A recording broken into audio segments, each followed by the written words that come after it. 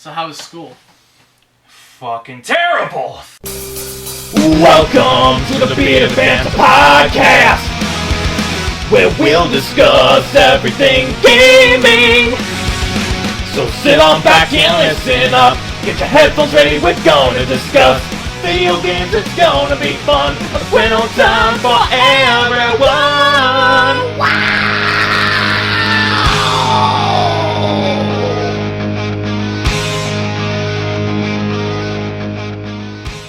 Hello, and welcome back to the Bearded Banter Gaming Podcast, and welcome to the first annual Bearded Gaming Awards! And welcome to the first episode since we've started school. Yeah. Good Lord. Really, Actually, should we discuss how school's going for us? Is that No. important? Do people give a fuck? no one gives a fuck. Okay, let's Anyway. just straight to the games. I am your host, the Bearded One, as always, and with me is my co-host, Random Richard. Konnichiwa, everyone. And welcome to the first annual Bearded Gaming Awards, or BGAs as we like to call them. We want to start here on the Bearded Gaming Network an annual year-end gaming awards series where we give awards to what we felt were the best games of the last year. And we split this up into genres of sort of trivial memes, but let's see what we're getting at. Yeah, we have many categories here. Just disclaimer before we start. For a game to make any category on our list, it has had to have come out in 2013, and we have had to play it to some extent. We don't have to play it fully for it to make our list, but we have had to play it this year. At least 45%. Yes. Or maybe there's some leeway with that, Yes. anyways. So not every game of 2013 is going to be on this list. There are going to be some repeats, but then again, this is our opinion, not yours. So if you want to actually an opinion for these games for yourself, go out and play them. Make your own opinions. Like you're an individual. You're fully capable of free thought. So yeah, disclaimers. For a game to make our list, it has had to have come out in 2013. We have had to have played it in 2013. This is our list. Not every game that came out this year is going to be on it. Mainly for the reason that we probably just didn't play it. And also, now that we actually have to worry about school now, we just mostly really haven't had the time. We haven't really had the time to sit down and really get into it. So we have played our handful of games this year, though. We still have had time for gaming. So yeah, with that said, let's just get started. Since Game of the Year is the first thing on our list, I think we should start at the bottom and go up. Obviously, yeah. So as you can see, both Riley and I have our list right here in front of us. As you can see, I tried the best I could to dress up casually, as you can see by my collar. Riley just went all out with the suit. YOLO! Yeah, YOLO much. Okay, so... God, that's so 2012. It should die. So yeah, Happy New Year, and let's get started with the BGAs. So we have roughly, I'd say, maybe 20 to 30 categories. 25 looks...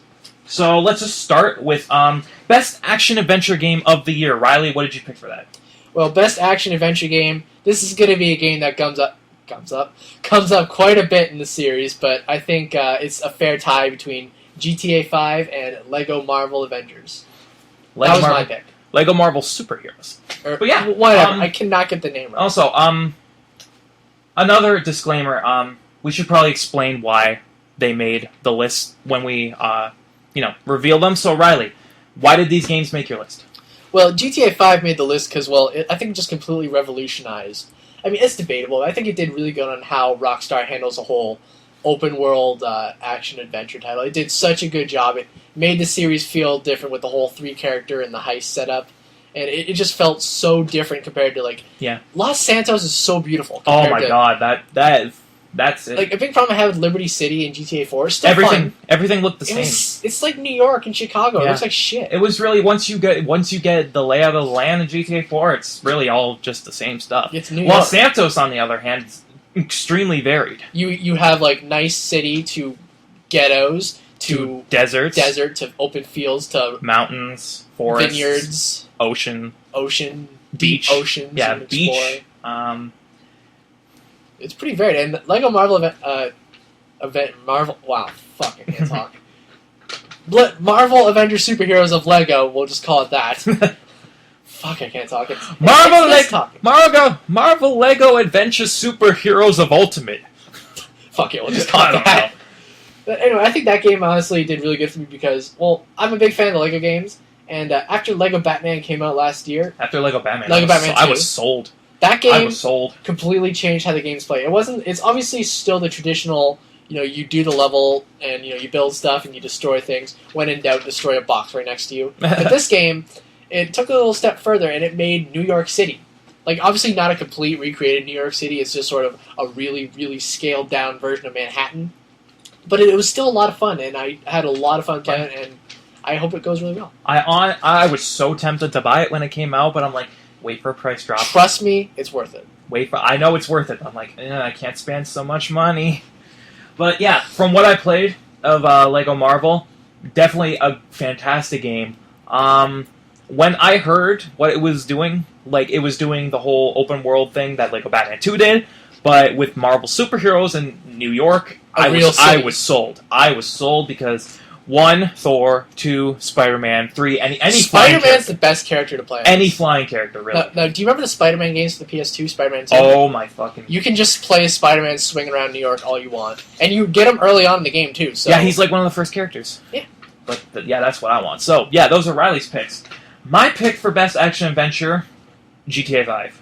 Like, really, no other game this year I felt nailed the action-adventure genre more than GTA 5 did. Like, there's just so much you can do. It's so open-ended. You can basically do whatever you want. And you can create your own adventure. Basically, that's what I've done. Yeah. Except, actually, one complaint I have about GTA 5, and I'm sure everyone complains about this, if you shoot a gun in the middle of the wilderness, will the cops still hear it? Yeah, the cops are pretty vicious in GTA 5. But yeah, overall, I think no game did the action-adventure genre more justice than GTA 5 did. And Rockstar, I gotta give it to them. They made a fantastic game. We'll discuss later, what they should do for GTA 6. Yeah. What we'd like to see. But moving on, best point-and-click game of the year. Did you have a pick for this? I did not. No? Okay. Well, moving on to me then. I played a couple point-and-click games this year. For me, best point-and-click had to be a tie between episode 1 of the second season of Telltale's Walking Dead and the first episode of The Wolf Among Us. Both Telltale series. Telltale is the best point-and-click developer I've ever seen. Like, they can create experiences and stories and characters better than any developer I've seen in my years of gaming. Like, they can make a story that matters more than most movies or TV shows. I've played video games that have better stories than most movies I've seen. What does that tell you? That tells you that the video game industry is finally getting some momentum behind it. One day there will come a day when video games are recognized at the Oscars. Yes. But, going back to the awards. For me, well, Telltale is the best at what they do. But Walking Dead, its continuation from Season 1, brought back all the feels and emotions that I had during the first season. I haven't played it, but I've heard it's very feel-heavy. Holy fuck, is it feel-heavy. And The Wolf Among Us is just as good for all the different reasons. Because Walking Dead, it's very drama-heavy, it's very emotional, whereas Wolf Among Us is very noir, abstract, mysterious, experimental. Yeah, because The Wolf Among Us is a murder mystery with fairy tale characters. And not like LA Noire where you're turning everything. No, it's like, circumstantial. It's where the big bad wolf is a detective in Fabletown, which is where all the fairy tales live in the realm of humans, and he has to investigate the murder of a fable. So he's basically going around... It's like you take all of the fairy tales you read in your childhood and you make them mature. It reminds me of the movie Hoodwinked. Yeah, you make them mature to the point where they're killing each other. Oh shit, that escalated quickly. So yeah, for those reasons, for just nailing point-and-click gameplay, for having some of the most emotional stories and characters I've ever experienced, The Walking Dead and The Wolf Among Us gets my pick for best point-and-click. Moving on, best indie game of the year. Riley, did you have a pick for that? Yeah, I had a pick for that. I didn't play a lot of this, but what I did play was quite amusing. The Stanley Parable. Parable. I say Parable. That's okay. But yeah, why did that make your list for best indie? Well, just playing through the game, it sort of felt like Portal. Like, sort of that's exactly what I thought. But just going through the game and all, like... Okay, big thing about me. When I play video games, I love making, like, little witty comments. Like, I'll go like, you motherfucker, like... If characters make a comment in the game, I'll usually make like a really quick-witted remark afterwards. That game pretty much takes the words right out of my mouth and says it on the screen. Like, you ever make like little joking like sort of commentary when you're playing a game. It's that in a game, and I'm going. Yeah, I know. What the fuck? This is awesome. I know. Like, yeah, that's exactly what I thought when I first played it. It had the same feel as Portal. Like, it had the same atmospheric feel that Portal did. Like, going through the Aperture Laboratories for the first time in Portal was the same feeling as going through the office building for the first time in Stanley Parable.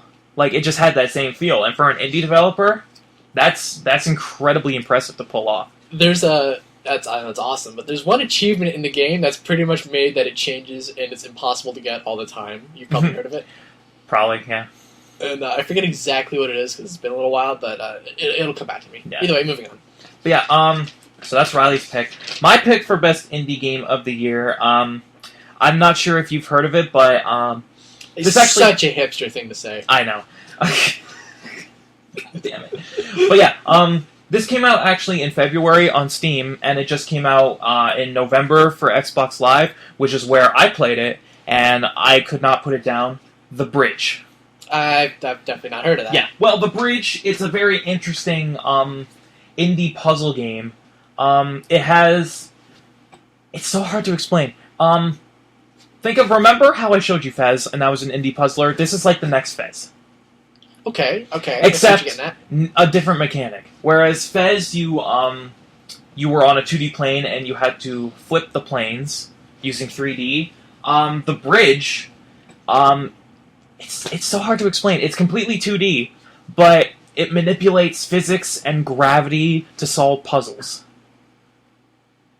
It's incredibly hard to explain. I have to show you gameplay after we're done here. You would. But it's definitely my pick for best indie game of the year because... First off, it's fucking difficult. Like, the puzzles are no pushover. You have to think during those, which is what I like in a puzzle game. The puzzle game shouldn't be a pushover. And secondly, the art style is fantastic. It's in the style of MC Escher. Oh, okay. So, like, the winding staircases. I sort of get a sense what you're talking about. Yeah, exactly. And just the mechanics they use with gravity and shifting, shifting mechanics and gravity and just the laws of physics don't exist in this game. And you use that absence of physics to solve the puzzles. Okay. And for me, there was no other indie game I played this year that got me more hooked and compelled me more to complete it than The Bridge did. So that's why it gets my pick for best indie. Moving on, best third-person shooter. Riley, is there really any other pick? I actually left that one blank because I think it was a little too obvious. Yeah, it's pretty obvious. It's GTA 5. Can we say more? Not really, no. We talked about the action-adventure thing, but GTA 5... Here's the thing. GTA 4, for me, the shooting mechanics felt horrible. Yeah, it felt sloppy. Oh, it felt really sloppy to me. You had to put like 50 bullets in a guy's head to bring him down. GTA 5, it was much more streamlined. It was much more accessible for a lot of people. It just felt better to shoot people. You know what they did? They actually used the same shooting mechanics as they did in Max Payne 3. Yeah, that's what I thought. And actually, they used it as Michael's power. Yeah, the slowdown? Yeah. Yeah. But yeah, which I used like twice. GTA 5 gets best third-person shooter just because of how much it improved over its predecessor. Just as a warning, this is going to be a massive GTA 5 circle jerk. Maybe. I mean... Skeet. So yeah, there's not really a whole lot to say. Moving on. Best FPS. Do you have a pick for that? Best FPS... holy fuck, I can't see. Ghosts. That was a joke. Haha, bad chance. Fuck you. So do you actually have a pick? No? I didn't really play any first-person shooters this year. Well, best first-person shooter for me, BioShock Infinite. I didn't really play... I think I played like 2 minutes of it. Yeah, BioShock Infinite for me... Like, honestly, for me, I'm kind of getting sick of first-person shooters. They're all the fucking... As Michael said in GTA 5, they're all the same, really. Yeah. Like, I'm really getting sick of FPSs because, really, yeah... There's 50 every year. Just Call of Duty is the big one, and everyone else who wants to make a first-person shooter is trying to mimic Call of Duty. So the market's oversaturated with FPS games that are basically all the same thing. But fucking Irrational Games and BioShock, they don't want to do the same thing. Like, for me, BioShock won Best FPS because it's another FPS game, but they add mechanics to make it different than the others. Like, with the vigors, your powers that you can use, like lightning bolts, gravity. They make it cool as fuck. Yeah, fireballs, crows, things like that. And then also the sky rails. The sky rails completely changed first-person combat. Like, you're not always on the ground. You're on the air. You're in the air, too. Like, just the mechanics they introduced into Bioshock that mixed up the first-person shooter gameplay, that's why I made my pick. Yeah.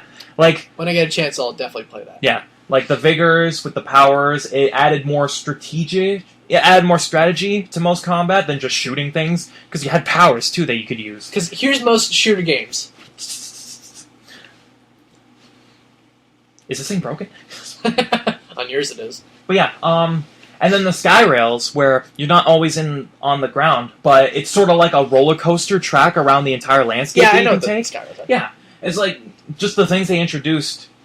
For one, made it completely different than any other first-person shooter. Two, made reinvigorated my interest in first-person shooters. And three, it just changed the genre for the better. So that's why I made my pick. If you want my opinion, I think that... Excuse me. I think first-person shooters need to do like a 5-year hiatus. Yeah. Or like they're 4, they're starting to get extremely stale. If you ask me, yeah, it's just getting pretty bad. So yeah, for me, Bioshock, best first-person shooter of the year. Moving on, let's see what we got here. Here we are. We have best platformer. Best platformer for me, and I was so thankful I went to a friend's house and played this, Super Mario 3D World. Oh, yes. Because after Mario 3D Land, I was just like, okay, this is okay. I didn't think Nintendo could top themselves after Mario Galaxy. Holy fuck. Wrong. Holy fuck, they did. I was proven wrong. Woo! Fun. I would buy a Wii U just for that game. I'm tempted. I'm very tempted. Like, if it goes down, if it really goes down, which it will. It will. I might think about it. There's really a lot of incentive to buy a Wii U now. I know. I mean, I remember, actually, though, think about this. Remember when the Wii first came out and there was so many good first-party titles for it? Then pretty much after 2008, it was just kind of... It's probably going to be the same thing. But... So I'm a little weary about that, but you never know. Nintendo could prove themselves. Why did 3D World make best platformer? As if I had to ask. Need I really say more? I mean, it just it's so beautiful. It's just like it feels like Mario, but there's some things here and there that they changed that it just made it so much better. And I'm so thankful I had a chance to play it. I didn't get to. Fuck my life. Well, you will. I will at some point, but I didn't get to this year, so fuck my life. Come on, dude. After GTA 5. Yeah, but fucking I was so excited for that game.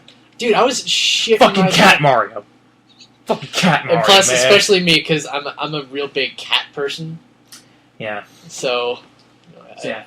I'm wearing a suit too. Fuck it. So yeah, that was your pick for best platformer. For me, best platform of the year had to be Rayman Legends. Excuse me. But for me, Rayman Legends made best platformer just because I was a huge fan of Rayman Origins, which was the original. When they announced the sequel, and after they took back their whole Wii U exclusive ordeal, was bullshit. Yeah. After they took that back, and I'm like, I get a chance to play this now. I'm so fucking excited. I went out. I think that's the first game that I've ever gone out and bought on launch day. I wish I could say was Rayman Legends. Really? I went out September 3rd, bought it without hesitation, and I loved it. You know how much I go on about Rayman Origins and how great of a game it is? Yeah. Rayman Legends is better. Holy shit, you're never gonna shut up. I know. Here's Shane. Here's my impersonation of Shane walking into Best Buy. I'm here to fuck shit up. Yeah, basically when I have money, I mean, that's exactly I'm here to fuck shit up and drink milk. I just drank my milk. But yeah, Rayman Legends, I don't know how the fuck Ubisoft topped themselves. Ubisoft has really proven themselves. Ubisoft, like one of the best developers. Assassin's Creed 4, the fact that the game is how it is now is so incredible. And also, the levels set in present day are in Montreal. So, yeah, Canada! Like, you actually get a good view of Montreal. Yeah, actually, the Abstergo, yeah. Abstergo, that office is based off of Ubisoft Montreal. I know. Yeah, anyway, getting back to the category. We get way too fucking sidetracked in these. But Rayman Legends, I don't know how the fuck Ubisoft managed to top themselves with that, because Rayman Origins was one of the greatest platforms I've ever played in my life. Somehow they made Legends better. In, like, every aspect. The visuals, the mechanics, the level design, just they somehow made it so much better. Well, I'll have to play it and see. I don't fucking get. We'll play it later. We will. We will. We definitely will. But yeah, without a doubt, Rayman Legends best platform of the year for me. Moving on, best puzzle game. Got any picks for this? I didn't play any puzzle games this year. Puzzle game for me, The Bridge, which was also my pick for indie game of the year. We're allowed repeats, but we didn't want to get too redundant. Just remember, we've only played so many games this year. We haven't played every single game that's come out. But yeah, best puzzle game, easily The Bridge. The puzzles in this game, one, make you think, which is, a puzzle game should make you think. Two, there's multiple ways you can complete them, so there's replayability there. Three, just the actual designs of the puzzles are ingenious. Like, I seriously, when I was playing it, I got to one puzzle I was stuck on for 30 minutes. Oh shit. I was just constantly different ideas were going in and out of my head as how I could complete it. I tried several different things, none of them worked. Eventually, this game, you know how in a puzzle game, a really difficult puzzle game, when you finally beat a puzzle, you feel like the smartest man in the world? Yep. That is The Bridge. That is The Bridge. I sort of have the opposite situation sometimes. I'll be playing Portal, and I'll come to a puzzle, and when I complete it, I think, God, I must be fucking retarded. Yeah, I know. But yeah, this game is that mentality in a nutshell. You beat a puzzle in The Bridge, you feel like fucking Einstein. And you should do it before you take an exam, too. You fucking yeah, fool. exactly. And that's why, for me, The Bridge was the best puzzle game of the year. Now, best beat 'em up, I know you also couldn't fill this one. No. So, for me, best... Shit, you have to take way too many damn categories. Yeah, sorry. But, hey, I don't want this to be like a 15-minute award show, man. We gotta make this thing grand. We gotta make this pimp. Yeah, exactly. That's why I'm wearing a suit. Bitch. So, best beat 'em up of the year, for me, Charlie Murder, which was a game that was part of the Summer of Arcade on Xbox Live. It was made by the same people who made The Dishwasher, which we played together. Fucking Dishwasher. But good lord. But Charlie Murder is a great beat 'em up, and kind of the same way BioShock changed up the FPS genre. Charlie Murder kind of changes up the beat 'em up genre by incorporating RPG elements. So it's an RPG beat 'em up. Oh shit. So like So it's not because like beat 'em ups. Whenever I play them, it's just like. Yeah, it's not mashing the same button over and over again. There's like fighting in Assassin's Creed. There's item inventory, there's different like equipment and clothing that you can add to your character that boosts their attributes. There's some heavy RPG stuff in there. It's all about it's 50% combat and then 50% item management, which you don't see in beat 'em ups. Not really. Not really, no. So beat 'em ups is usually just, hey, let's fight for some whatever God knows reason. Yeah. So really the fact Charlie Murder had a really interesting story too. Oh shit! It was that's actually story. Yeah, it was really story heavy. Surprisingly, it was actually one of my candidates for best story of the year because it was all about this punk rock band named Charlie Murder, and their big rivals, a guy named Paul, who is the lead of a band called, I can't remember exactly what they're called, but there's Queef in there. What the fuck, man? I don't know. But yeah, but really, so basically it's the rival band, basically rival bands trying to take each other out. And you're Charlie Murder, the good band, or so you think. But as you go through the story, you learn really how Paul came to be the bad guy, which really makes Charlie look like the bad guy. It really kind of flips the roles on you, It does that shit? Yeah, it's really it really flips the roles on you where you sympathize with the villain and you kind of see lesser of the hero as the story progresses, which is not what I expected at all. It took me by complete surprise. So yeah, for just having a fantastic gripping story that was full of surprises, great beat 'em up gameplay too, and incorporating Elementes. Yeah. Incorporating RPG elements into a genre that's not known for RPGs elements. Charlie Murder was a fantastic game. And incorporating genres is pretty risky, yeah. but sometimes it works and sometimes it really worked. It really worked in Charlie fucking Murder. Fails. So for those reasons, that's why I picked Charlie Murder as best beat 'em up. Moving on to the console games. Best PC game. That was initially for Joe. Initially for Joe, but he couldn't make it because he's very ill right now. Poor guy. Poor guy. Everybody gets fucking sick this time of year. Yeah. But Riley didn't have a pick. I actually do have a pick for best PC game. Stanley Parable. Well, yeah, I think we've already kind of gotten into that, though. Stanley Parable, just, like... There has not been a game in a long that time. I've laughed that hard. Yeah, like, it was hilarious. It was intriguing. There were so many different options you could do. It was confusing. It was fucking confusing as hell. Oh, fuck, man, but it was so funny. It was just a great experience. Like, this game is experience personified. Like, I know, and also there's one moment where you have to enter a password, and it tells you the password. Like, the narrator, he'll tell you the password. He'll tell you the password. But if you enter it beforehand, you go, okay then, never mind. Yeah, I know. It's like, you'll be a smartass about it. This game is so quick-witted in all the right ways. You can tell the developers just had a hell of a time. They time. had a hell of a good time developing that game. But yeah, just a great storyline, multiple options. There's not one playthrough is ever the same. It'll always be different. It'll always be different, which is what I like. The narrator. The narrator was the best part of this game, hands down. Fuck, man. Just fantastic voice work and writing. Some of the best writing I've seen all year. Might actually be better than Cave Johnson. That's debatable. But some of the best writing I've seen all year just confused me as hell, but kept me intrigued the entire way. Stanley Parable, best PC fucking game. Hands down. Alright, where the hell are we? Moving on to best PS3 game, Riley. This is your category. Best PS3 game for me was The Last of Us. If it was anything else, I would have been very surprised. Understandable. Especially this game has been quite an odyssey for you. It was. I mean, initially when it started off, it was really kind of. It gets you into the story with a. The game came out in May. Can we get away with spoilers? Yeah, we can do spoilers. Okay, it's been well over half a year. Okay, so beginning of the game when your daughter gets fucking killed, that was brutal, and you can understand why Jeff from Rooster Teeth does want to play that level. Yeah, he doesn't even want to look at the game. No, I could completely understand that. Like, because he has a young daughter and everything. Yeah, but and after that, it cuts 20 years later, and the game is sort of slow.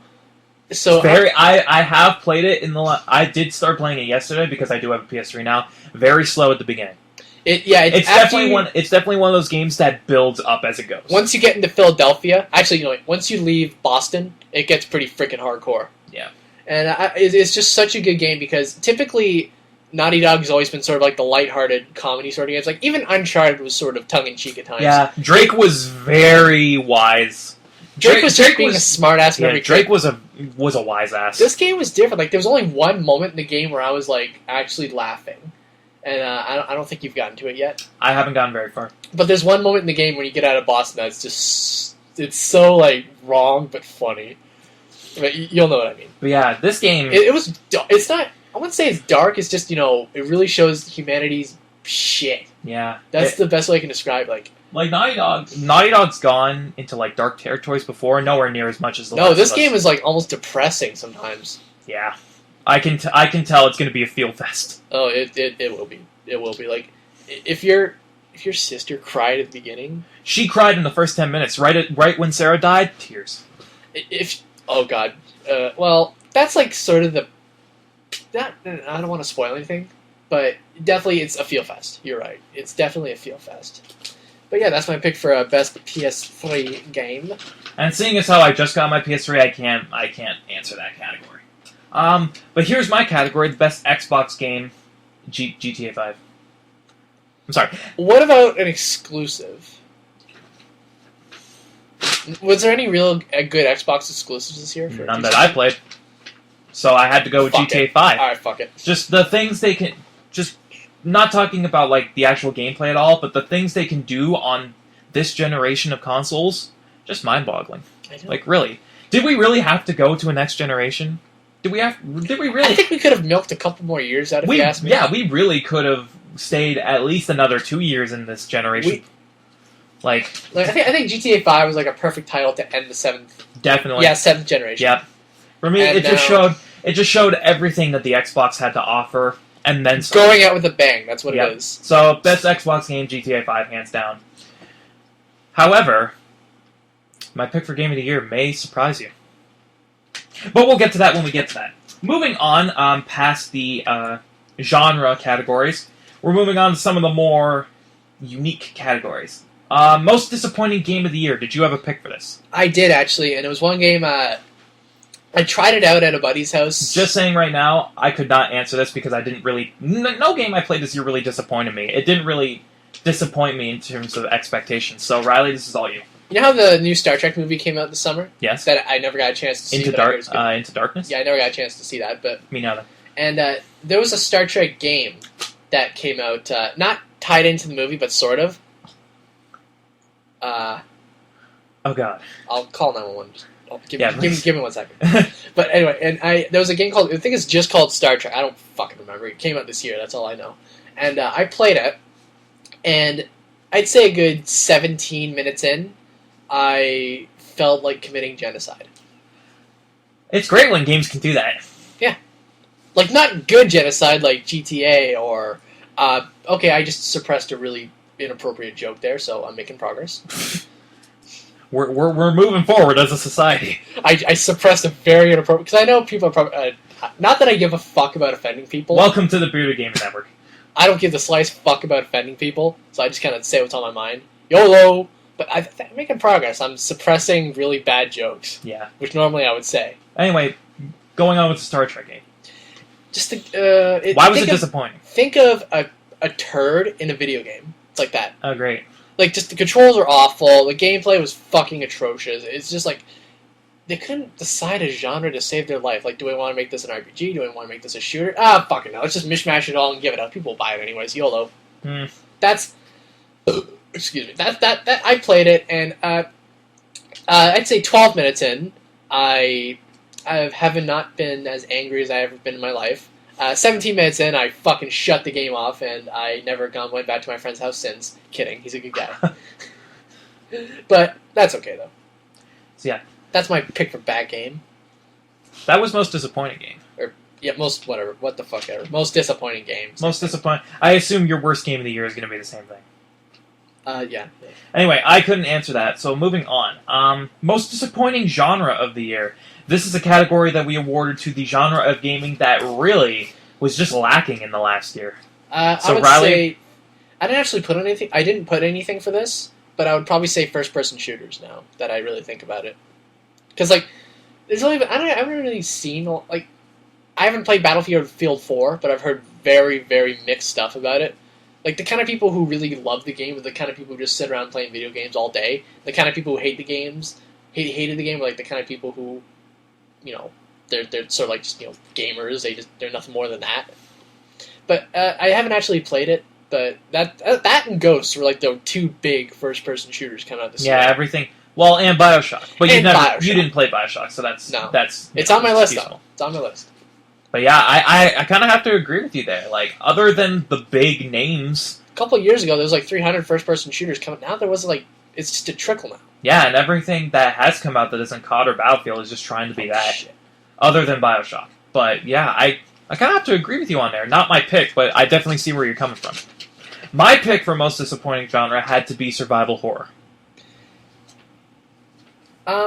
Well... You could argue that The Last of Us I do see as being a survival horror game, but other than that, what really was there this year? Nothing. I mean, after the fucking atrocity that was Resident Evil 6. You're starting to pick up on the words I use. I know that. After the atrocity that was Resident Evil 6, I can't really look at survival horror the same way because it's not survival horror anymore. They need to wait 5 years and reboot the series. Yeah, because if you just want to make an action game, make an action game. Oh wait, they did, and it was still awful. But just... So survival horror is starting... People are not understanding what made survival horror. People just want to make action games nowadays. Like, the thing with The Last of Us is, like, it's sort of like Resident Evil. You know, ammo and armor was, like, really limited. You had it controls very similar to Resident Evil 2, it does, I noticed. Actually, I really think about it. Yeah, it does. But the thing is, you don't have a lot of ammo. You don't have, like, 300 billion guns. You just have, like, 2, and that's about it. You have 2, and you have like 5 bullets each. You can craft your own shit, yeah. If you're lucky, you find ammo. When you find ammo, it's like, oh, there you go. It's like 3 bullets, and you're like, yes! Oh, gimme. Even then, well, it's not really not like the first Resident Evil where you really had to save bullets. This game is a little bit more lenient than that. Yeah. depending on what difficulty you play as. Yeah, but just other than The Last of Us, like, survival horror was really lacking this year. I think Last of Us will set a good example for yeah, and like I get that Resident Evil Revelations came out this year, but that was a port, so I don't count it. But I must admit, they really got their shit together with Revelations. With Revelations, they really went back to what made Resident Evil. You think it's sort of like, yeah, here's Resident Evil 6. Oh, no, wait, here. No, just... How about this, guys? Yeah, but really, just... Other than those two games, there was really nothing this year for survival horror. It's and what they very bullshit year. Yeah, and what they did pass off as survival horror, they're trying to move towards action-adventure. Which, if I remember, is... Hold on. Can you look up on the dictionary what survival horror is? We could add the definition in the video. Just get like a screen cap of what it is off of Urban Dictionary. Yeah, but like really, yeah, survival horror is really starting to die off, which is sad because it was really, a good genre 10 years ago. It really boomed back in the day. 10 years? Like, that was all you saw. Like, Resident Evil, Silent Hill, things like that. Oh, man. Like, scariest fucking game ever. And now you see survival horror nowadays, and they're really just trying to make it anything but survival horror. Yeah. Which is sad. But moving on. What the fuck ever. Alright, Douchebag of the Year. This award is awarded to a character in a game that we played this year that we just could not stand, was a complete asshole we wanted to punch in the face. Riley, do you have a pick for this? It was very tough for me, so I sort of left this blank. But if I had to pick, it's... Going back to GTA 5, I would probably have to say it's either... Well, no, Devin wasn't too bad, but I would have to say Steve Haynes. I definitely wanted to fucking murder. Steve Haynes. Ooh, man. Who was your pick? My pick for Douchebag of the Year? Yeah. Well, first off, why do you think Steve Haynes made Douchebag of the Year? Because he's such a typical government cunt. I mean, he's obviously corrupt, and he doesn't give a fuck about it. He pretends to be someone he's not, which we all know. We all know someone like that. Actually, random fun tidbit. The voice and motion capture actor for Steve Haynes played Red Harlow in Red Dead Revolver. The sort of predecessor to Red Dead Redemption. Yeah. So he's always been with Rockstar. Huh. That's interesting. Yeah, a lot of the little actors you've looked through, they've had parts in pretty much all the games. But yeah, I definitely see why he would be your pick. He's such a cunt. He was the entire game. He's just a thorn in your side that you're like, go the fuck away. I didn't think Devin was too bad, even though they made him out to be the main bad guy. There really was no main villain in GTA 5. No, but you all get to... Even then, even Stretch, you only see him 2 missions, and he's a main bad guy. Yeah. I don't get that. But yeah, Steve Haynes. He was such a cunt. I hated him so much. My pick for Douchebag of the Year, you're probably not going to... Again, going off the hipster comment, you're probably not going to know. Grendel from The Wolf Among Us. This guy was just an asshole. Okay, let me set the scene. You're the big bad wolf. You're the detective. You're investigating a fucking serial killer. This guy is just always there to fucking pick at you and make fun of you and be an asshole towards you. Is he the bad guy? No, he's not the bad guy. Oh, he's just a cunt. Exactly. But, so you're trying to figure out who the fuck is killing Fairy Tales, and every time you run into this guy, he is just trying as hard as he can to be the biggest dick towards you. I wanted to stab him in the eye so many times. There should be an option in the game where you're like, here, let's stab him. There's an option, you can rip his arm off. Does that sort of do it, or is stabbing in the eye more? Not ripping his arm off and beating him with it a little bit, that was very much gratifying. I think I saw a 2.5 Men episode like that. But yeah, Grendel, Wolf Among Us, just... No matter what, he was just trying to be the biggest dick he could possibly be towards your character. He's trying to make you seem like the bad guy, like, oh, great job, Sheriff, you're really protecting us well. I feel safe with you in charge. And he's just trying his best to keep the people safe, and this guy's just rubbing it in. He's like the Eric Cartman. Kinda, a little bit, yeah. And we all know South Park, Cartman gets shit on pretty much every episode. But yeah, Grendel, Wolf Among Us, biggest douchebag of the year. So glad I got to rip his arm off. He deserved it so badly. But yeah, moving on with categories. Because of my homicidal tendencies, that's what I wanted to do to half the people I went to high school with. But, you know what I'm talking about. Yeah. Moving on, worst game of the year. I could not fill this category because I really did not play bad games this year. Star Trek, still the same for me. Riley's pick, Star Trek, worst game of 2013. I don't want to get homicidal tendencies because my shrink has talked to me about that, so let's move on. Okay, moving on. Most disappointing moment. This is awarded to a moment that happened in the gaming industry this year that really just made us go, Oh, man. It was difficult to pick for that, so I actually left that one blank. Do you have any pick off the top of your head, though? Most disappointing moments. Because I know 100% what This that is- No, that game, did that game come out this year? No. I was gonna say how there's only a couple levels in New Super Mario Brothers 2, but that That didn't come out this year, no. I'm really trying to think here. I can't really think of anything. Alright, no problem. Well, my pick for most disappointing moment this year had to have been Watch Dogs being delayed. Oh! GTA 5 being delayed to when we have to go back to school. Okay, Riley's pick. Now, why was that most disappointing for you? Well, because I was looking forward to playing the game all summer. Now it gets delayed. Now I'm in college now, so I actually have to give a fuck about school. Wink. And it's severely ate into the time I could play it. Yeah. I still bought it when I was in... I still bought it during the school year, so fuck it. Yeah, well, my brother has a PS3, and he's in graphic design, and he fucking works his ass off, even though he doesn't have to. Because, he's a fucking workaholic. Yeah, I definitely get what you're getting at there. Admit it! Sorry. My shrink has talked to me about this. But yeah, I definitely see what you're getting at there. Well, it's 50-50, really, because they're delaying the game just to make sure it could be the best game it could possibly be, which it was. But at the same time, yeah, a bunch of the kids who were actually going to play it. Actually, funny story. My brother, he works at, well, not for much longer, but he works at Walmart, right? Mm-hmm. And he's electronics, so he gets a whole bunch of people, young parents coming on and saying, my kid wants this game, Grand Theft Auto 5. He says he really wants it. Do you guys have any? You know what's in the... And he says, you know what's in the game, right? Yeah, but he can handle it. He's a good kid. Sure. He's probably the kind of kid who's swag YOLO, wears his hat on like this. Wears his hat off the side of his head. Make him look like he's African Canadian. But whatever. The kind of kid I wouldn't mind running over. Get him off track again. Homicidal tendencies coming out, Riley.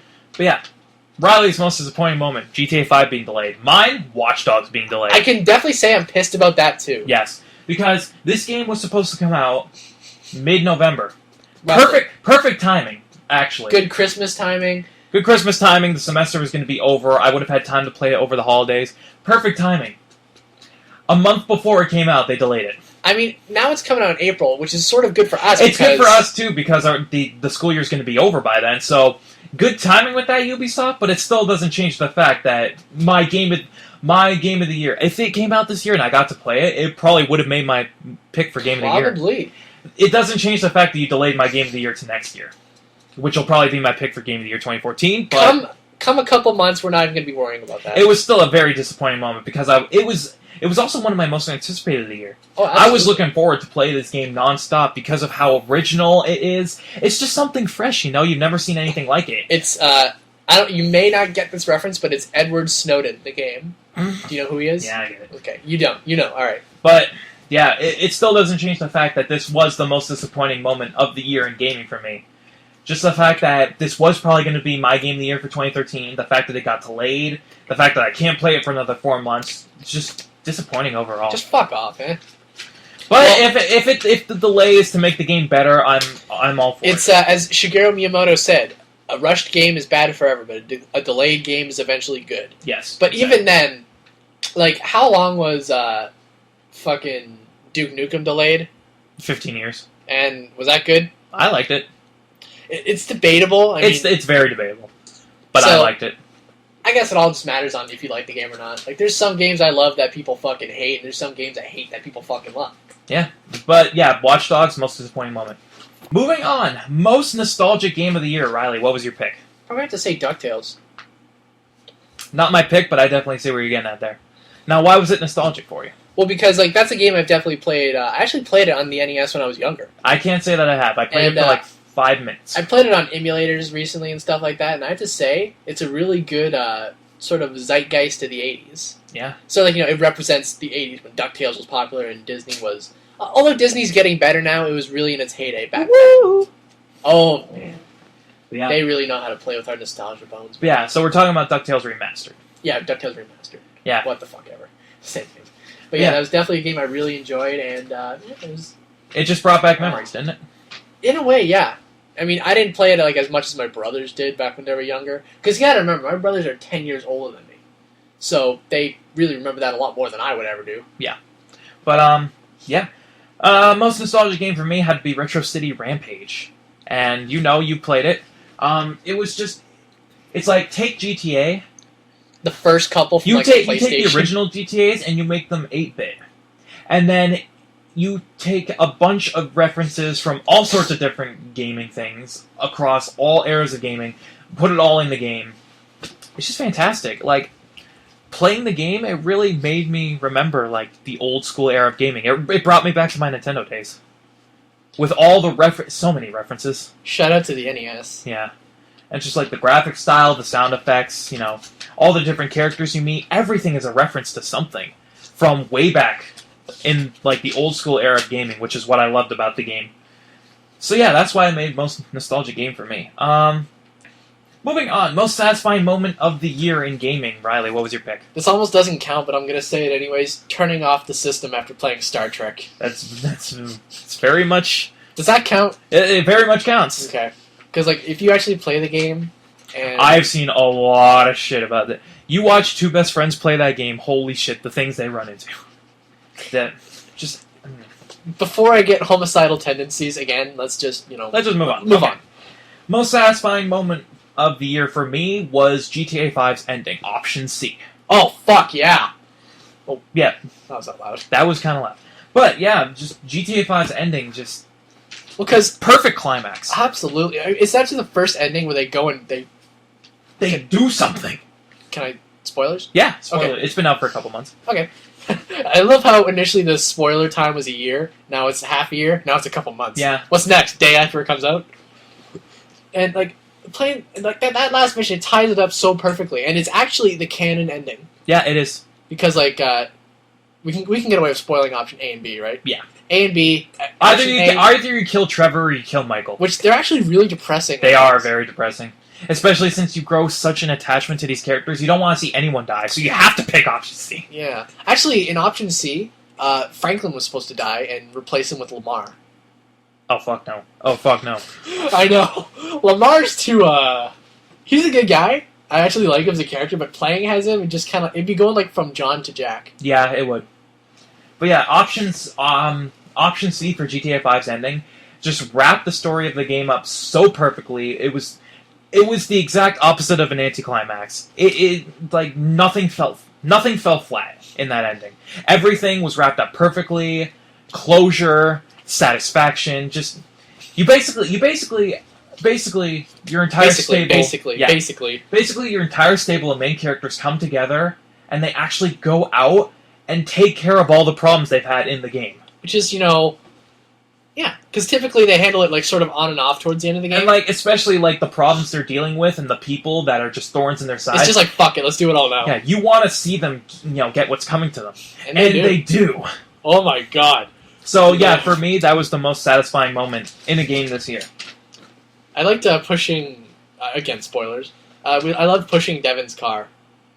Yeah, Actually, you're technically playing as all three characters at that point. that's cool. But anyway, moving on. The tear-jerking moment of the year. This was a moment in a game that we played this year that had us on the brink, if not tearing up. There's two moments for me, and they're both. Oh, that's right. You haven't played the game, so okay. I'm just gonna go with one now. Or do you want to leave the room while I say it? No, Okay. just skip it. All right, It's Last of Us, isn't it? Yeah. There's two moments, but one you already know, so I'm going to go ahead and say it. It's obviously Sarah's death. It's. I was not in a good mood after playing that level, especially because I played it late at night. Yeah, same. We played it at like midnight. And the thing is, though, it's basically you're escaping from just outside of Austin, Texas, and pretty much everything is going to shit. The virus is fucking infecting the entire country. Did it infect just America or the whole world? I don't know. I don't know. It's hard to... They never really reveal it. They probably never, no, will, but... not really. And basically, a military guard runs into Joel and Sarah, and reluctantly gets an order to kill them both. And you can tell that he's just following orders, which is a really kind of good political theme there, if you think about it. He's just following orders, so he's like... Ugh. And Sarah gets shot, and she dies shortly after. And the guard was going to kill Joel, but he gets shot by Tommy. Like Yeah, 2 Uncle seconds Tommy later. comes and saves him. Fucking Tommy, I love that guy. But yeah, I definitely see what That you're was getting at there. fucked. Did you actually cry, or were you on the brink of tears? It's really hard for me to cry, but Yeah, it takes a lot for me to cry. it really fucking. It depends on how good of a day I'm having. Like, if I'm having a shitty day, I'll fucking cry at anything. But if I'm having an okay day, I'll just be average. Yeah, but that was the moment that had you. That was more of a what the fuck kind of moment than anything. Yeah. It definitely hit me in the feels a little too hard. Fucking feels. But the tear-jerking moment for me took place in the first episode of the second season of Walking Dead, Telltale's Walking Dead series. There's the dog. The dog. It's even hard to actually explain it. Try your best. There's a moment you're playing as Clementine, the little girl from the first game, or for the first season. She comes across a campsite in the woods, and there's a dog there. And at first the dog's friendly, you're like, oh, this is going to be my new furry companion. And you look around, you're looking for food. You look around the campsite, you find a can of beans. And then you go to start eating it, and the dog's like, can I have some? And then you start sharing the beans with the dog. The dog's an asshole and just takes the whole can for himself. And then you take the can back, and you're like, no, this is my food. You can only have a little. The dog fucking attacks you. The dog sinks his teeth into your arms, and you're like, fucking get off me. And obviously it's a struggle, so you're like, get the fuck off. And then eventually Clementine does get the dog off of her. She kicks the dog over a log. You know those campsites with the logs? The log seats? Yeah, the log seats. She kicks him over the log, and she's like, and she looks at her arm. Her arm's pretty fucked up. Ugh. She looks back over the log. The dog got impaled on the tent spikes. Okay, come on, man. I mean, yeah. I don't even want to talk about it anymore. I did cry. You know what? It's funny because this even happens to me. Even in non-gaming, I read stories about animal. Why the fuck? Anything about animals just. But whenever people die, it's just fucker deserved it. I know. Am I really that bad of a person that would I read a story recently, unrelated to gaming, about a guy who accidentally stepped on his kitten's throat when he was younger, and he held it as he saw the blood rising from inside his throat, and I was fucking crying like a bitch reading it. And he even said that to this day he still volunteers at animal shelters to make up for it. And here I am, just lying on my fucking floor in tears, and I'm going, oh, why did I read that? And then I watched Schindler's List to cheer myself up. God fucking damn it. But yeah, that dog in Walking Dead, fuck. Oh, God. I just don't want to see anything else like that ever again. Even virtual animals, I'm like, fuck, why not me? Even just reading that story, that, I didn't actually see it happen, but just describing it, I'm going... Yeah. And then I read I go to instantly killing people in GTA, I'm just like, fucker. Yeah. So I care more about animals getting hurt than I do people. Yeah, but yeah, the dog in Walking Dead, definitely tear-jerking moment of the year. Moving on from this depressing fest of emotions, most confusing game of the year, Riley? What the fuck is that? Most confusing game? I didn't put anything for that, because most games I played were pretty straightforward. Stanley Parable for me. Well, I was laughing so much that I could put that, but yeah. I was laughing so much in the game that I almost completely ignored that. Yeah, but definitely the whole the circumstances you get into in the Stanley Parable. There is no other game this year has made me say, "What the fuck is going on?" more times than Stanley Parable. Just some of the options they give you and the circumstances you get into are just how did we get here? Yeah, really. It's sort of remember the part in GTA 5 when Jimmy drugs Michael? Yeah. Okay, did that remind you a little too much of Saints Row? Yeah, I could definitely see that. I was really getting some Saints Row vibes from that. And I was just going back to most confusing game, Stanley Parable. Just like I said, no other game this year made me say, "What is happening?" more than Stanley Parable. Some of them were downright confusing. It's okay, I was in the office building. Now I'm in space, and now I'm sending a baby into fire. What is happening? You think everybody making that game was just here's what they do? Yeah, basically. Time to code. So much. Okay. Yeah. So yeah, Stanley Parable, most confusing game for me. Saddest game of the year. Riley? Definitely The Last of Us. This is just a fucking Last of Us / GTA 5 circle jerk, isn't it? Yeah, but why is it the saddest game for you? Need I say more? I mean, it's not regular Naughty Dog. It's fucking dark and it's human. That's what it is. It's human. Yeah, it's very human. Like I've actually, even though Joel is like monotone and sort of like he's hardened, I related to him more than I did Nathan Drake. Yeah. I could definitely see that. I definitely have to keep playing the game. But I didn't even realize that was Troy Baker playing. I know, right? Okay, you know what? You see, oh shit. You see Nathan Drake and you see Nolan North. They look and pretty much obviously they sound alike. And you see Troy Baker and Joel. It's just like they're nothing alike. No. Yeah, I can. Like both musicians from Texas, though. So like I knew that it was Troy Baker. I knew it was Troy Baker. I completely forgot until the opening credits. Like I was just playing. I'm like, hey, this is, Joel. I'm liking him so far. Great performance, and then it was starring Troy Baker. I'm like, I fucking forgot he's in this game. You should probably. I gotta go pick that up. But yeah, I can definitely see that being your saddest game of the year, man. Just even in the first 10 minutes, it was definitely a contender.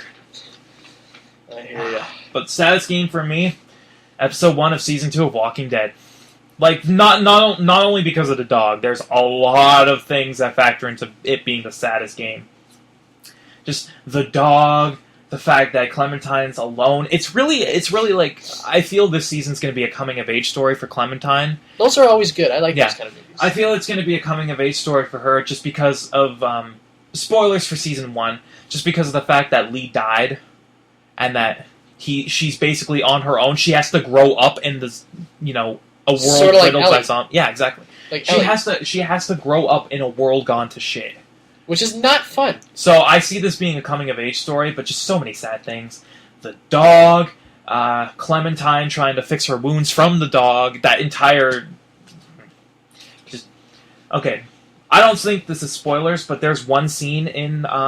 She has a dog bite on her arm. It's really it's like flesh torn open, bad. She literally sews it shut herself. Yeah. So that entire... that's just not fun. Yeah, that entire game is just one big fest of sad. Fuck. And I thought I was ready to get back into that, sort of feel. No. God, no. We're close. Fuck my life, man. But yeah, definitely that was my pick for saddest game. Now, moving on to the complete 180, the funnest game of the year, Riley. Hey, let's all be happy after we just had a fucking feel fest. Yeah, the last 10 minutes has just been, sad categories. I'm still depressed about that fucking kitten story, man. Yeah. But anyway, funnest game of the year, Riley, that you played. Oh, well, again, it was really tough for me to choose, but eventually I pretty much had to make this a tie between, Lego Marvel Superheroes and GTA 5. Yeah. They're really hard to choose, because they're both so fun. Yeah. For, completely different reasons. Not really. Well, I mean, really. Well, when you think about it. Yeah, but and even then, Lego Marvel Superheroes, it's so different than the other Lego games, but it's the same. But it's it's set after the Avengers, but it's basically just one long joke fest. Yeah. It's actually one of the levels where you fight Red Skull. Red Head Detention, it's called. Wow. There's so many That's good. And actually, the achievements are the funniest things ever in the game. Like, if you play as Hulk, one of his secret moves, if you punch someone a lot, he'll grab a character and do the Loki thing. Oh my god! If you do it to Loki, you get an achievement. And if you play co-op with Thor, Human Storm, and Captain America, you get an achievement. Do I know you? Now, the joke there, they're both played by the same actor. Huh. Chris Evans, who played Captain America, played Johnny Storm in the Fantastic Four movies. The piece. Wow, I didn't even know that. Yeah, no, me too. Wow. And by the way, shout out to the Fantastic Four movies for sucking ass. Really, they're horrible. Yet I have one. Yeah. What were we talking about? I have no fucking idea. But yeah, funnest game. Lego Marvel Superheroes and GTA 5. GTA 5, yeah. Dude, can we just say GTA 5 and move on? I mean, I think we've already talked enough about it. Yeah, People are probably getting sick. Funnest game for me? Saints Row 4. That game was fucking fun. I mean, I've only played a bit of it at your old house. Yeah, my old place. By the way, if you haven't noticed, Shane's moved. But I have videos planned for that. I have new room tours in the works. So, anyway. Yeah, I moved. But anyway, yeah, funnest game for me had to be Saints Row 4. There was not a game, even GTA.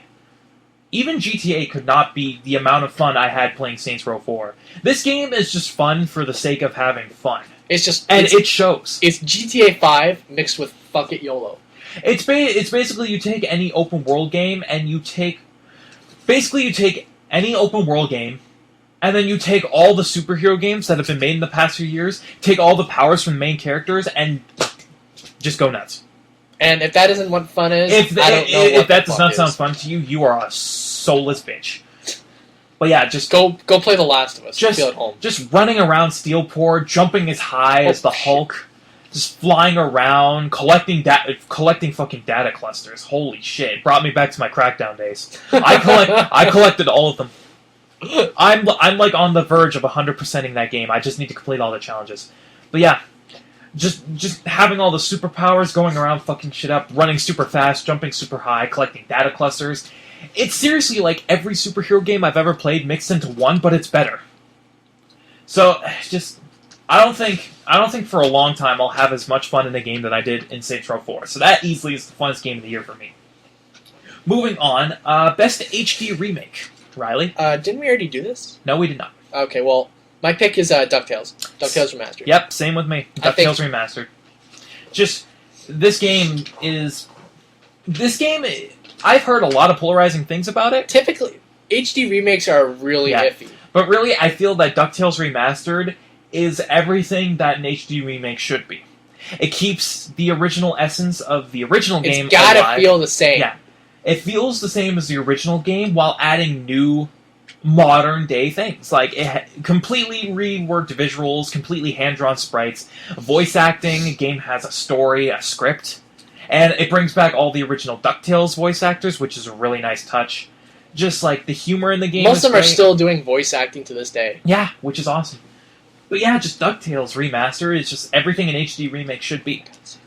Like, honestly, like, great visuals. Like, it adds everything that an HD remake should while keeping the original game's feel alive. Which, I gotta give him credit for that. Moving on. Moving on. That was best HD game. Best HD remake. Best soundtrack. Honestly, and this just because my musical tastes tend to be a little bit more towards orchestral. Like, I like orchestral soundtracks somewhat more than I do, having songs. And I actually really enjoyed the soundtrack to The Last of Us. It's actually done by, I forget his name, but he did the music for Brokeback Mountain. Really? Yeah. That's cool. No, the movie. Yeah. Yeah. I was going to say, no gay stuff. Well, not that there's anything wrong with that. We have a very Moving on. pro-gay stance here at BGN. Moving on. Yeah. Why do I get myself in these kind of things? I don't know. But anyway, best soundtrack, Last of Us. Yeah, it's not like, a big crashing Hans Zimmer style orchestral soundtrack. It's sort of like, a calm. Although I did like the soundtrack to that game. I must admit the game they had good scores. And it's not like a big crashing soundtrack. It's just like one or two instruments. It's very somber. It's very somber and it's very small. Like, I'd say probably no more than 20 pieces. Yeah, I feel like we should probably look up the soundtrack and see like exactly how many. But I feel that like just, once I play more of the game, I feel that the soundtrack would very much, keep the feel of the game alive. Yeah. It really like helps get the feel across. Because like when it comes to me and music, it's sort of like, I like big crashing orchestral soundtracks as much as the next guy. Like what you see in like the scores for every big action movie ever made. But I also like, the sort of the calm little, maybe just like one or two piano tunes, somber music. Like, actually, a good example that has this is James Horner's score for The Amazing Spider-Man. Now, you know who James Horner is? Yep. He did the music for Titanic, Avatar, and The Amazing Spider-Man, to name a few. And his soundtrack, it's when he's in Manhattan. Spider-Man's in Manhattan. Big crashing, I love using that term, big crashing like soundtrack. But when it's just sort of like the intimate moments, it's just like a little piano tune. Yeah. And it works really well. I love that kind of music. I know. It works so well. And that was The Last of Us in a nutshell? Basically, yeah. Like, just sort of like think of like a little guitar strumming every now and then. That's the soundtrack. I love that shit. I know. Fuck yeah. I love acoustic. Just acoustic is some of the best music. People say acoustic's dead. I say fuck off, you. die. Anyway, best soundtrack for me, I was thinking about this because, like, all the open world games that I played this year, for me, were disappointing in terms of music. Because you know my musical preferences. Yeah. Those games really didn't abide to what I listened to, so... GTA 5, it's the first GTA game to actually have, like, a score recorded for it. Yeah. And it was good at times, but it was kind of, like, lacking. Yeah, but in terms of, like, licensed soundtracks for games, they were really disappointing for me because of they didn't really abide to my musical preferences. The songs in GTA 5 sucked. There's only, like, 3 I like listening to. Yeah. But, so I had to think about this one. I'm like, okay, it's not going to be an open world game like Saints Row or GTA because those really were disappointing. So I was thinking about it. Honestly, the game soundtrack that I had the most fun listening to, and I was like, I have to get this, was DuckTales. DuckTales Remastered soundtrack. Because the music was awesome 20 years ago. Fucking amazing. Actually, what, 20 years ago? Roughly, yeah. Yeah, roughly. But, like, actually, I think 25.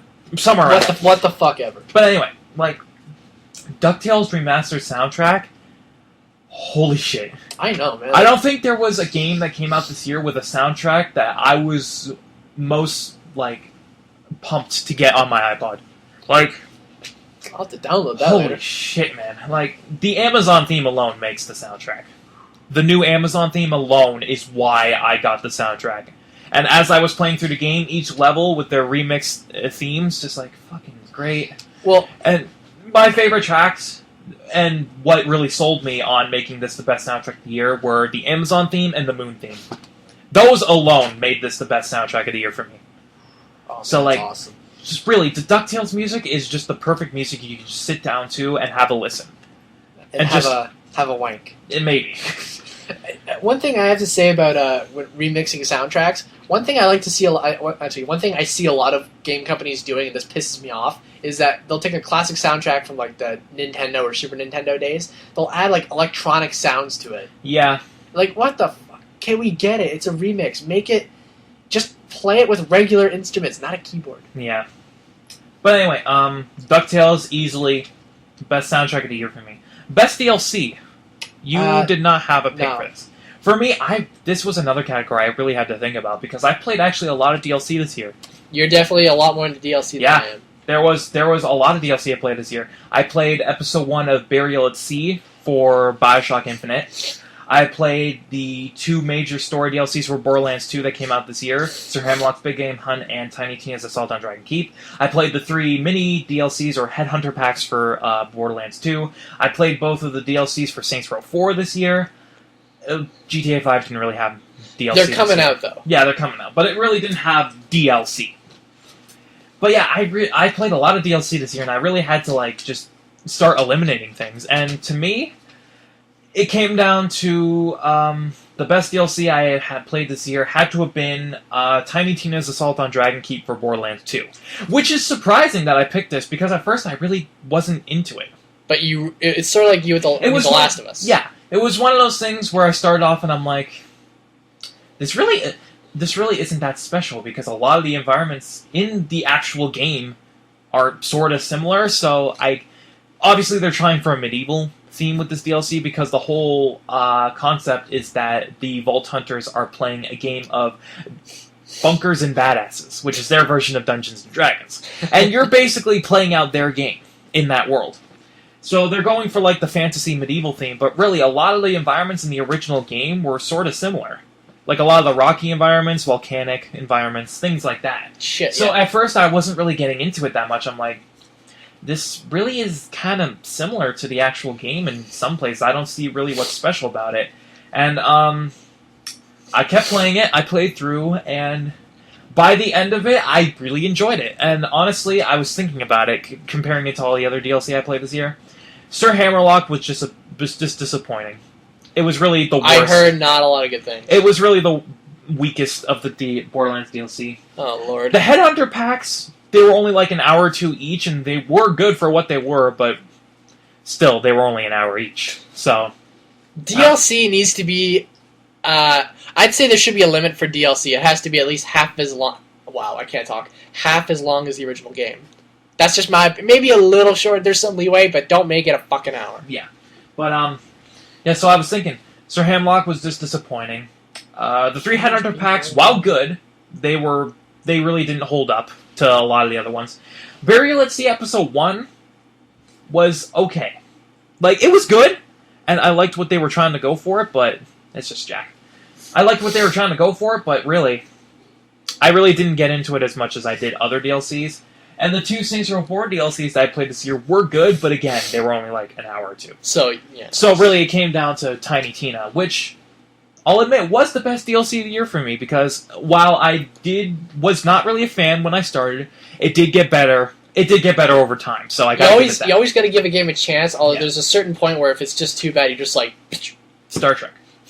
Yeah, but... If I ever see a copy of that game in the store, I may burn the store down. But yeah, I did give it a chance. I played through it all the way. The final boss is challenging, though. It has 3 forms. And... Medusa. It did get better over time, so I gotta give it that, and really compared to all the other DLC I played this year, it was the best. So, Tiny Tina's Assault on Dragon Keep, best DLC of the year for me. Moving on, best visuals of the year. We're almost done here. We are almost done. Best visuals. I don't know, because the graphics are getting so good to the point that they're just starting to kind of look the same. So it was really hard. It's funny you mentioned that, because my pick is the one that stood out the most for me. Do you want to do yours first? Sure. Do you have that pick for best visuals? Well, I do, but again, picking the same 2 Okay, games. I'll just give mine first. Best visuals of the year for me had to be Rayman Legends. And the main reason was because it stood out the most for me. You know the visual style I'm accustomed cartoon. to. Yeah, I'm very much into the cartoony, like, over the top. I'm very much into cartoons. Very much 2D drawings, very, over the top in their execution, very detailed 2D sprites, things like that. I'm just a cartoon guy. I love the cartoon. I will admit, I actually have a soft spot for that kind of game too. I'm very much accustomed to the cartoonish visual style. So for me, Rayman Legends definitely stood out for me as the best visuals of the year, mainly because it was the most different out of any game I played. Does this couch have a? It's right there. Oh, but yeah. I move that. All right, awesome. But yeah, for me, just Rayman Legends, its visual style. One, it's what I'm... There's a table right there. Whatever.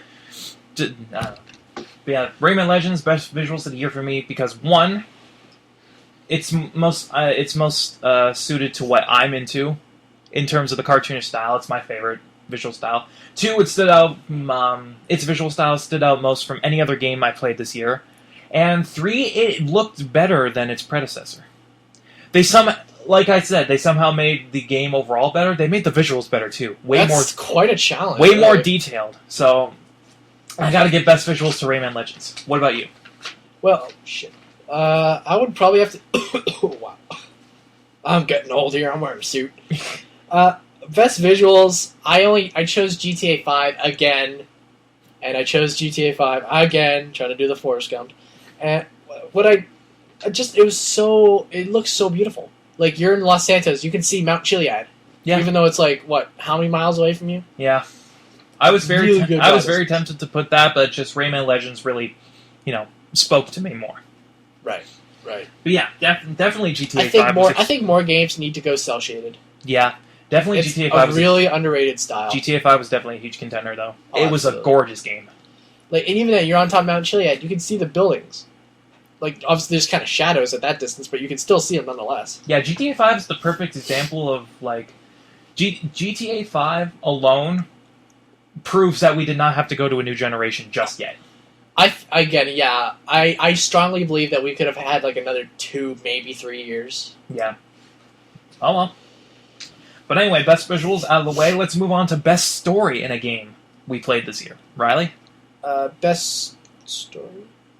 Oh, you skipped ahead one. That's okay. Best story, I chose The Last of Us. Again. Well, I think... Well, you know as well as I know. Yeah, the story does take some getting used to because the pacing is kind of... It gets you off fast, then it goes slow. Then after that, it gets, a really good pacing going. But hopefully they fix that in the next one. And the story was so anti-Naughty Dog, but it felt like... Naughty Dog. Yeah. I can't describe it, but you had the words for it, but I'm like borderline retarded because I've been in school in about a month now. So, but yeah, basically, I really loved the game's story. I really felt it worked out well. The characters were so well created, and the humor was used at the perfect times. And all in all, I'm getting really sick of talking about the same two games. So really, I really love both of them. Best story for me had to be BioShock Infinite. Yeah, I've heard a lot of good stuff about that. BioShock, holy shit! It seems like a very straightforward story throughout most of the game, and then you get to the end. And I'm not going to spoil the ending because I want you to experience it for yourself, but that ending opens a world of possibilities. It's just like a what the hell kind of It ending? explains everything that's happened in the game, and then some. Just like, no other story this year had me more intrigued, had me guessing, and like I said, Charlie Murder was another contender for best story for me, but BioShock just blows it out of the water. Like the things they attempt in BioShock Infinite, they just pulled it off flawlessly. And sure, there were some plot holes, but really everything has plot holes. But when you get to the end, the plot holes make sense. The plot holes fit in the actual context of the game. Because of the revelation. Damn, that's good writing. Yeah, because of the revelation at the end, everything is explained. Everything. Everything makes sense. And then, even after... This is another thing about BioShock Infinite. Even after the story has ended, you're still thinking of possibilities. What could have happened? Exactly. You're scouring the Wikia made for it, going what? Look at all the theories. No other game this year pulled off that kind of narrative to me. Even after I played the game and I was done with it, I was still thinking about it. No other game this year made me do that. Fuck, man. I want to go back and play BioShock. I was going to plan on it at some point, but might as well. I mean, it's already almost been a year since it came out. Basically, yeah, actually. Well, but yeah, just hands down, BioShock Infinite, best story of the year. Great job, Irrational. I can't wait to see what you're going to do with the next game. BioShock, Uninfinite. I don't know. Anyway, moving on. Best villain of the year. Didn't we already do this? No, we did not. Well. Best villain of the year, Riley. Best villain? I probably have to... I already sort of mentioned this, so I'm just going to go back and say that a combination between Steve Haynes and Devin Weston from GTA 5. Because they were just such fucking cunts. I know. You knew that you were going to be able to pop them in the head.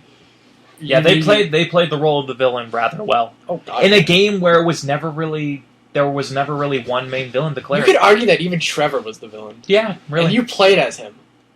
Yeah. But I can definitely see where you're going at there. They played their roles very well. They don't... Yeah. Actually, I think we should add a little subcategory. The most, what the hell is this kind of moment in gaming where pretty much right after you start controlling Trevor again after the mission in North Yankton, not even 10 minutes later, Johnny Clements, the main character from GTA 4 Lost and Damned, already has his skull smashed in. Fuck, man. He's the first character to off another playable character. I know. What the fuck? I was just sitting there, I'm like, hey, it's Johnny. Hey, Johnny's dead. And this little bit of brain and the gristle at the end of my boot. Well, thank you very much, cowboy. I played that. Is it sad that after I played that, I went back and played Lost and Damned? I'm like, Johnny! I never really cared for Johnny, to be honest. I like Johnny. I don't know. He was always kind of I liked Luis and Nico better. But anyway, best villain, Steve Haynes and Devin Weston. Yeah, villains. Basically the FBI douchebags. Did you say yippee-eye douchebags? No, FBI douchebags. Oh, FBI. FIB douchebags. You know what? You know FIB, that means fib. Yeah. Fib is a term for lie. Yeah. Nice one, Rockstar. Nice one, Rockstar. Anyway, best villain for me had to be, this is completely out of left field. It's not from GTA, it's not from BioShock. Emperor Zinyak from Saints Row 4. I've heard a lot of shit about him. Just, he's everything a villain should be. First off, he's a smartass, but he's not like the douchebaggy smartass. He's an intelligent smartass. So he's like Hades from Hercules. Yes, he's extremely well-witted in all the right ways. That really helps to his character. Just him as a villain. There's this looming feel throughout the entire game that he's watching you. Big brother. Yeah. Big brother shit going on. He's very. What's the word I'm looking for? Omnipresent. Yes, exactly. Just you know that he's there and that you have to take him down, but you can't get to him yet. He's just I want off this fucker. Yeah, exactly. Just like he gives you a reason to hate him. He gives you a reason to hate him right off the bat, and that really helps towards his villainous character. Just his writing, his personality, his presence in the game, how menacing he is. He is a very a lot of villains tend to drop the ball when it comes to that menacing feel. Zinyak pretty much nails it. He is a very menacing character as a villain. He's he's going to be a challenge. He's oh shit, I gotta take care of this douche. Yeah. Just everything about Zinyak was just flawless in terms of a villain. You know what? I have to say this. Emperor Zinyak was this year's Handsome Jack for me. Handsome Jack, by far, was last year's villain of the year. He was just such a great villain in every way. This year, I really think Emperor Zinyak was this year's Handsome Jack in a lot of the same ways. So, Emperor Zinyak, best villain of the year for me, hands down. Moving on, we're almost done here. We have about 5 more categories. Best character of the year overall. Trevor Phillips. Trevor Phillips, without a doubt. I think he's... Okay, Michael, Trevor, and Franklin, they all represent the 3 kinds of GTA characters. Michael represents the one who's beaten the game and is just kind of, living with a ton of money. Franklin represents the character who's just sort of, he's like Nico. And CJ, he's the one who you're playing as, and you're just working your way up from having a shitty life. Trevor represents the side that we all are at one point or another. Yeah, the psychotic, genocidal, just bad person in all of us. I actually find myself, I'm more comfortable killing people as Trevor, just starting rampages, than I am Michael. Yeah. Or Franklin. Yeah. Well, it makes more sense towards his character. Just everything about Trevor was just nailed. And the fact that his actor... Oh, we'll talk about that later. Stephen Ogg. Stephen Ogg, which I thought that was a weird last name, but... Actually, have you watched the panel where they all... Yes! That was yes! A fan asked him to tell him to go fuck himself. Go fuck yourself! There's the guy actually was filming that. Yeah, I know. So there's a Yeah, I saw that video where he gets right in his face. Yeah, that was amazing. They better get movie deals after this. They have to. I want to see him all together, playing characters in a show. As a sort of a walk-on. Just, God, everything about They all became, super close friends after this. Everything about Trevor's character was just flawless.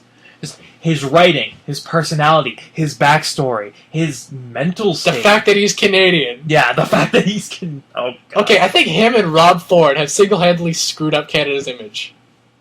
Fuck, man. Just everything about Trevor's character.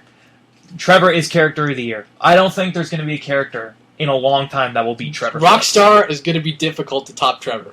Yeah. And even then, he wasn't initially supposed to be like that. It was Stephen Ogg that made him who he was. Yeah. Every little thing about Trevor's character made him the best character this year. Oh my God. Every single part of his character came together flawlessly. He could actually be a real life psychopath. He was that real. He was that believable. There was times I was genuinely afraid of him. Yeah. And I was playing as him. Yeah. Well, so, Trevor Phillips, our pick for best character of the year. We both going off of that, best voice actor of the year. This will surprise you. Well. Oh, wait. Bad. Whoa. Best voice actor. Best voice actor. Oh, okay. Okay, never mind. The next one will surprise you. That's a tie between Troy Baker and Stephen Ogg.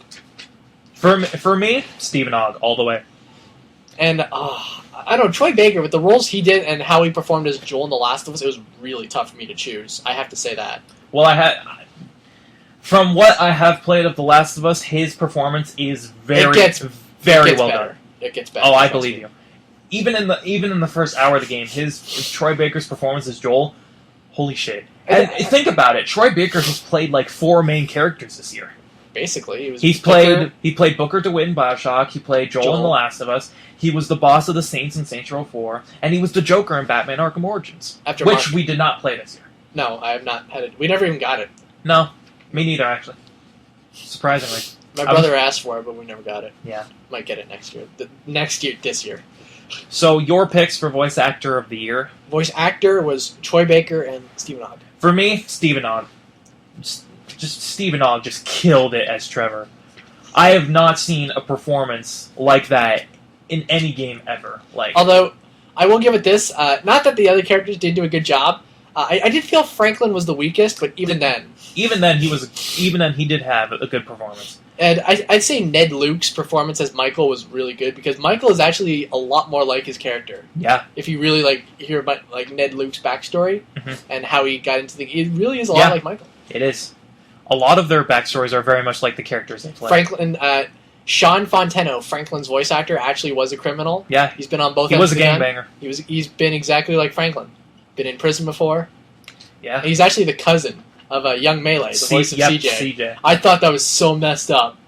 And apparently they're working on something together. Oh yeah, not for GTA, but like a rap album, which means... But, getting off track again. Which means I'll never listen to it. For me, Stephen Ogg, hands down, best voice actor of the year for his performance as Trevor Phillips. Just, holy crap, man.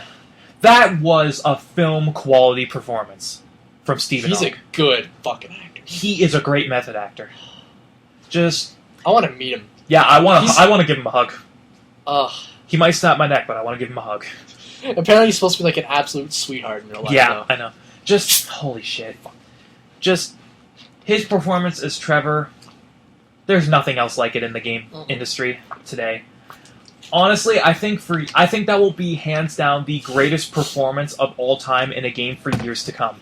I don't think I do not think anything in the next few years will be able to beat that. He's a psychopath that you love. Which is really tough to do. I could gush all day about Stephen Ogg, but moving on. Yeah, sometimes I contemplate becoming gay. Yeah. Going off of that, best voice actress of the year, Riley. Well, this may surprise you, but even though I didn't play this game that much, but I did play a little bit of it. Ellen Page from Beyond Two Souls. Yes. Now, Ellen Page is a fantastic actress.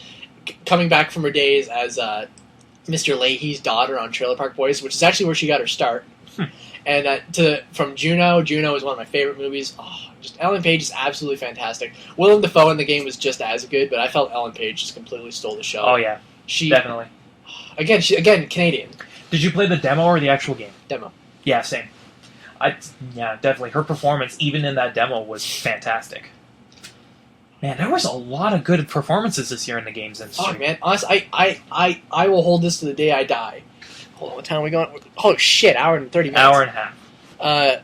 No problem. We only got two more categories anyway. So, best voice actress for me had to be Courtney Draper, the young lady who played Elizabeth in Bioshock Infinite. Just her performance as Elizabeth, she was very relatable. I mean... Has she done anything else? I think so. But she really, she's known for Elizabeth now. But, yeah, just her role as Elizabeth character, just... It's like every princess story, but, she made it... Courtney Draper playing Elizabeth made that, princess scenario seem like it could be a real thing. Is she a strong female character? Very strong female character. I like to see that in game. Okay, big problem I had with GTA 5, not trying to be a feminist. All the female characters were just... completely... If they were either noisy bitches or just yeah. Rockstar historically has never been good with treating women. Yeah. Sort of off of that, what the fuck was her name? Bonnie McFarlane. I think she's the one exception to that. Yeah, Bonnie. Yeah, she was a good one. But yeah, even GTA 5, just going through the girl characters, I'm going, oh my god. Amanda wouldn't shut the fuck up. Tracy wouldn't shut the fuck up. I hated Tracy, honestly. I hated Tracy. Oh, Jesus. Jimmy was cool. I like Jimmy. I like Jimmy. because of what he did. Yeah, you know what I'm talking about. But going back to best voice actress, just Courtney Draper killed it as Elizabeth. I don't think any other female role was played as well as Courtney Draper did playing Elizabeth. Just Elizabeth's character, she's very fragile, very vulnerable, but at the same time she's very strong and independent, and Courtney Draper just portrayed that perfectly. I think that represents a lot of, not necessarily women, but people, they're strong, but they got shit to hide. Yeah. And it was very hard to pick between Courtney Draper and, I'm sorry, I forget her name, the woman who played Lara Croft in the Tomb Raider reboot this year. It was very hard to choose between I those. almost said Angelina Jolie. Yeah, no. It was very hard to choose between those, but unfortunately, I did not get a chance to play Tomb Raider. I hear it wasn't that good, though. I heard... No, it was good. Oh, really? Yeah. Because I haven't really heard a lot of good stuff about it. It's like Uncharted. It's like Uncharted, but for multiple systems. Okay. Yeah, it was very hard to pick between Laura Croft's voice actress and Courtney Draper, but I didn't end up playing Tomb Raider this year, so I had to give it to Courtney. I want to see her in more shit. Oh, trust me. I want to see Stephen Ogg in more shit. Oh my god. All of them are going to get, like, offers up the ass. Holy shit. But anyway, moving on. 2 more categories, and we are done here. Best downloadable title of the year. That's you. That's me. DuckTales Remastered. Okay, yeah. Yeah. Just, oh god. We mentioned the same 5 games. This game is fun as hell. Like, oh man. Like, just how I said I had the most fun playing Saints Row 4 than any other game this year. I had the most fun playing DuckTales than any other downloadable title this year. That's an accomplishment. Out of all the downloadable titles I played this year, DuckTales was the one that kept me going back and playing more and more. I got hooked on it. It was just so great, and for $15, it's a fucking steal. God damn, man. But, yeah. DuckTales, Shit. best downloadable title of the year, hands down. Charlie Murder was a close second, but I had to give it to DuckTales. Mainly because DuckTales, I played it the most, I had the most fun playing it than any other downloadable title. It kept me going back to do more. Just great game. Bitch. Just great game. Alright. And We saved the best for last. This is actually first on the list, but we went backwards. I know. Best for last. The know-all, end-all of the Bearded Gaming Awards Game of the Year. Riley? Star Trek. Well, Just kidding. we're not here, ladies and gentlemen. I'm out. We'll see you next year. No, I'm just kidding. Okay, my If best... you actually did pick that, I would have stabbed you. Yeah, that's exactly what I'm... That's why I'm wearing a bulletproof vest underneath. You never know. Especially... Actually, no. My real choice for best game of the year, GTA 5. Really? Like, come the fuck on, really? And please explain why it's your game of the year. Haven't I explained that throughout this entire video? Recap. For fuck's sakes. God! Okay, now, what made GTA 5 so good? Everything about it. Fucking awesome voice acting, amazingly beautiful landscapes, everything you can do they've improved on from GTA 4. Shooting mechanics are much better. I love diving. Diving is so much fun. And just exploring the city, you know, giving the finger to people in the car. That's the funniest thing to do. Okay, actually, off top, did you see the Titanfall rooster? Yes, I did. Ray, fuck you! Oh, I was laughing like a fucking twit there. But I can only gloat about this game for so long before I just sound like a broken record player. Broken record player. Broken record player. I'm gonna shut up now. But really, fucking need I say more? No, you're good. Okay, good, because my throat's starting to hurt from talking so Yeah. much. Riley's game of the year, GTA 5. Mine?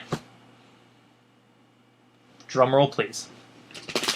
We can just edit in like a good one. Oh yeah, we can. Drumroll, please. BioShock Infinite. It That didn't was surprise me. extremely difficult for me to pick between GTA 5 and BioShock Infinite. Rayman Legends and Saints Row 4, amazing games, but really, they're great not games. Game of the Year not worthy. on the same caliber. Not Game of the Year worthy, but still really good.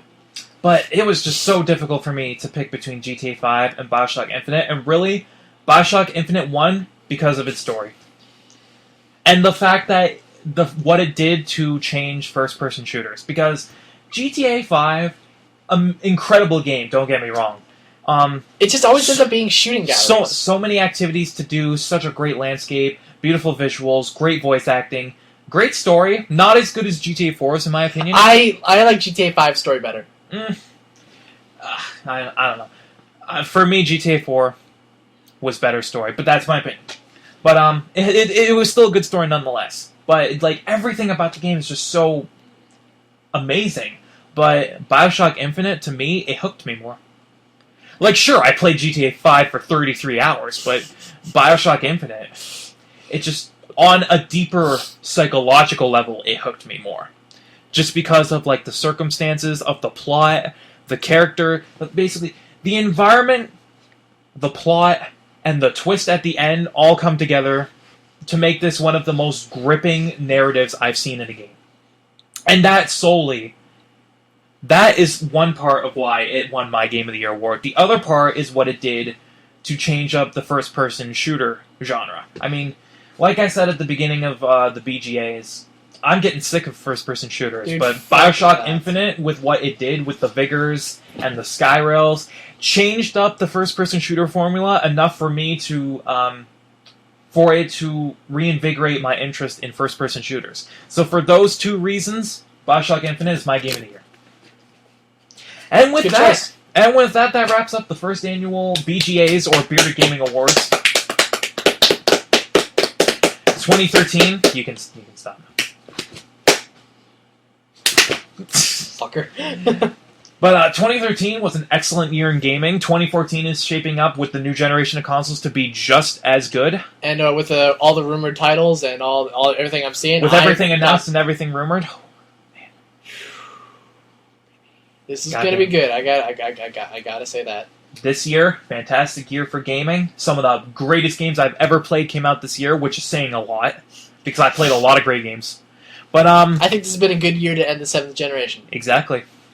With that said, we will bid you adieu, and that brings an end to the first annual Bearded Gaming Awards. I am the Bearded One. This is Random Richard. We will see you next year for 2014's BGAs. Keep on gaming, everyone. Although we're gonna be making videos. We will be making during that videos. time. Keep on gaming, everyone. We'll see you next year.